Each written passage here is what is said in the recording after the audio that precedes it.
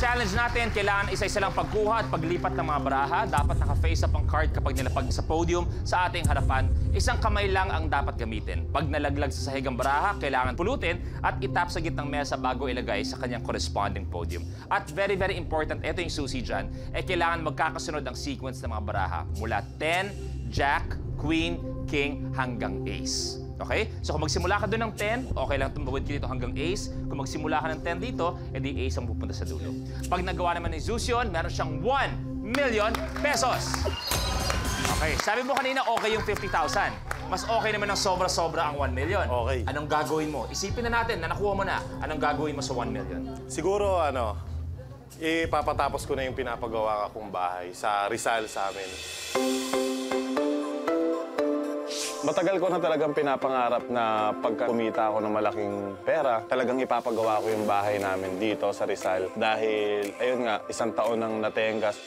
Importante mapatayo ko tong bahay na to dahil alam kong dun sasayo yung mama at papa ko. Si Sus, napakabait na bata. Matulungin talaga yan. Siya kasi unang nagtrabaho sa anak ko eh. Talagang nagsikap siya na makaahon yung pamilya niya. Good luck, anak. Sana manalo ka. Go, go, go, anak. Dito ko gagawin yung kwarto namin magkakapatid, kila mama, kila papa. Sana manalo ako ng 1 million dahil alam kong sobrang laking tulong sa amin para matapos tong bahay na to. Sana. O sana sa 1 million, yung bahay na yun, makita na natin na matapos na. Okay? Sana. Ito, feeling ko kayang-kaya ni Zeus kasi mahaba, athletic lahat. Pero ang tanong, kaya mo bang magawa in 1 minute? Then, Zeus, you have a minute to win it. Good luck.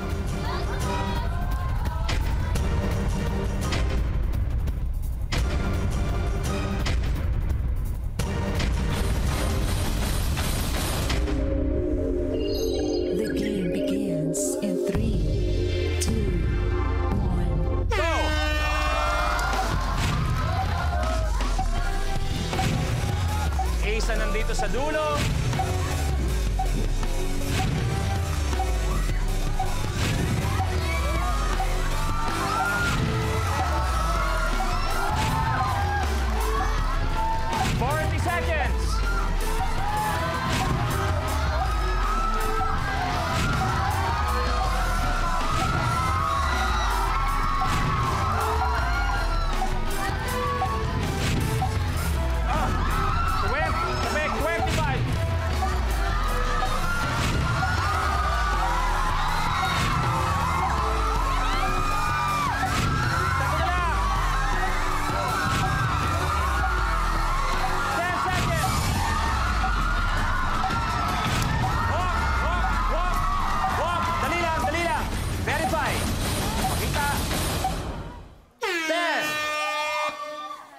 Jack, Queens, Kings.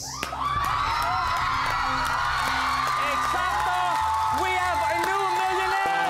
Zeus Flores!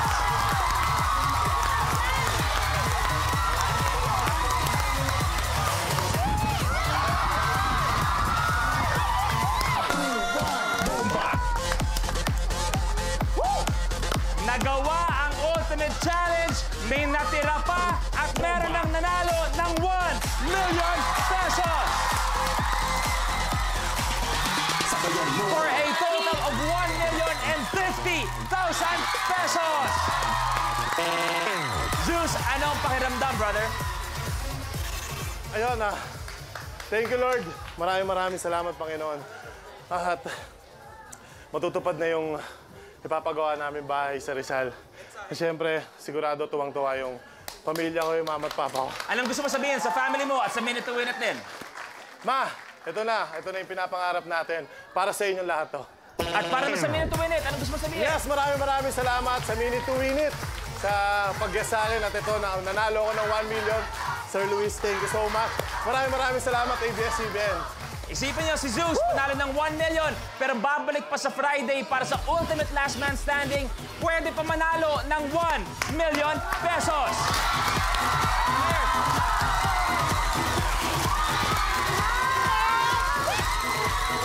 Eto, kita niyo, kakasimula pa lang ng bagong Minute to Win It. pwede na kagad manalo ng 1 million pesos. Kaya naman, thank you very much sa lahat ng nakalaro sa atin ngayong araw. Magkita-kita ulit tayo bukas para sa huling tsansa ng mga players natin maging last man standing. Kaya naman mag-ensayo na, maghanda ng mabuti. So kapamilya, abangan bukas kung sino ang dadagdag sa ating maglalaro at ihanda ng mga good vibes na sobrang mabubusog tayo sa saya, kulitan at lahat na. Once again, our first millionaire for this season, Zeus, Colin, and we will see you sa Minute to Win It, Last Man Standing. Kaya, no? Mas magiging intense ang labanan dahil huling pagkakataon ng mga players para makuha ang titulong Last Man Standing. Tawagin natin ang susubok kumambol sa listahan, Makoy De Leon! Tay, boyfriend ko po. Boyfriend mo? Alam ba ng nanay mo to? Sabi mo, pag nalaman to ng nanay niya, magagalit. Ba't ganyan siya lang umaamin? Kailangan malagyan ng tig-isang pencil ang tatlong bote na nag-aantay sa likod ng mga players natin.